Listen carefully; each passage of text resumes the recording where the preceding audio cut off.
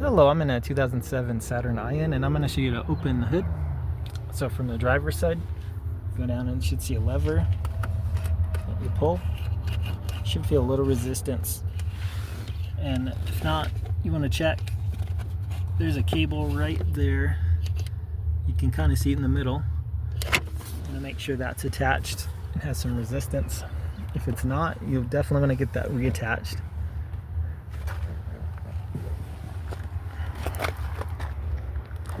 Then we'll go up to the front. Once you have that popped open, you should see this is loose now. Most vehicles near the middle, you'll find a lever.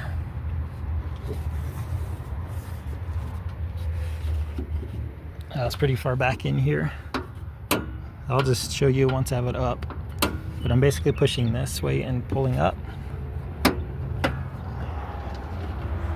So it's hooked onto this by this, which you can see the gap there.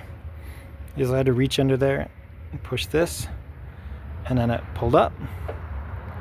If you have any issues, maybe the hood's not lined up straight, or this is a little loose, or you got some debris caught in here, maybe need some WD-40 or something like that, loosen it up.